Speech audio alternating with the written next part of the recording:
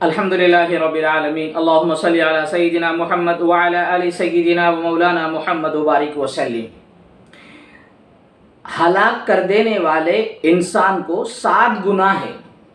7 گناہ ایسے ہیں جو انسان کو تباہ و برباد کر دیتے ہیں۔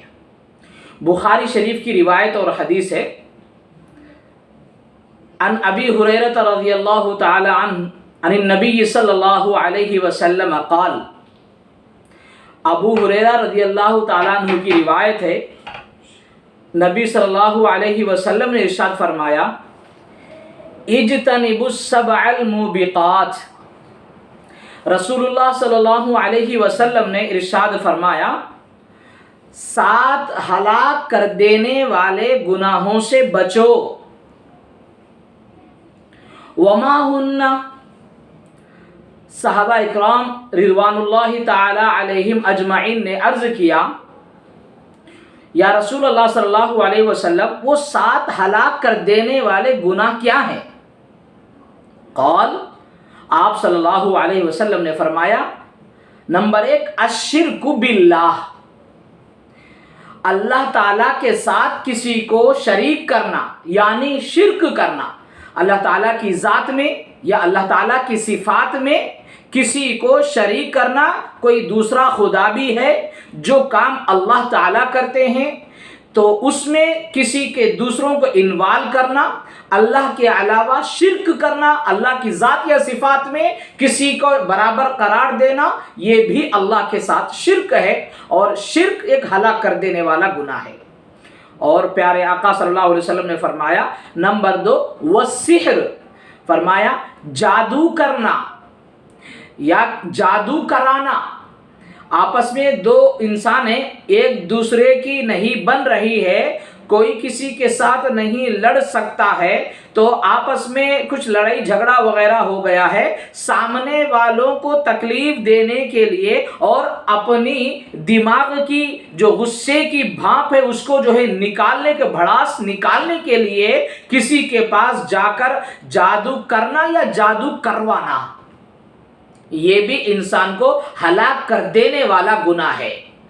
نمبر 3، وقتل النفس التي حرم اللہ الا بالحق، تیسرا ہلاک کر دینے والا گناہ، پیارے آقا صلی اللہ علیہ وسلم نے فرمایا کہ ناحق کسی کو قتل کرنا، یہ بھی انسان کو ہلاک کر دینے والا گناہ ہے۔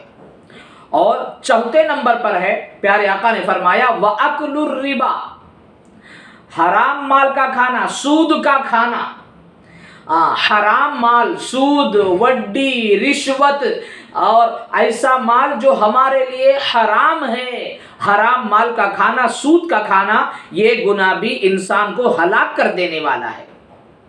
اور 5واں جو گناہ ہے، وَأَكْلُ مَالِ الْيَتِيمِ، یتیم کا مال کھا لینا۔ کوئی آدمی ہے، اس کے والدین انتقال ہو گئے، یا کوئی بچہ ہے یا بچی ہے، والدین میں سے کوئی ایک انتقال ہو گئے ہیں اور اس کی کوئی پرورش کر رہے ہیں، اور اس بچہ یا بچی کے نام پر اس کی وراثت ہے، تو پھر اس کو پال لینے والے اس معصوم یتیم بچے اور بچی کا مال کھا لینا، یہ بہت بڑا کبیرہ گناہ، ہلاک کرنے والا یہ گناہ ہے۔ اور اسی طریقے سے اور ایک گناہ ہے، وَالتَّوَلِّ يَوْمَ الزَّحْفِ، میدان جنگ سے اپنی جان کو بچانے کے لیے، اسلامی لشکر سے اپنی جان کو بچانے کے لیے کافروں سے لڑے بغیر بھاگ جانا، پیٹ پھیر کر بھاگ جانا، یہ بھی اس انسان کو ہلاک کر دینے والے گناہوں میں سے گناہ ہے۔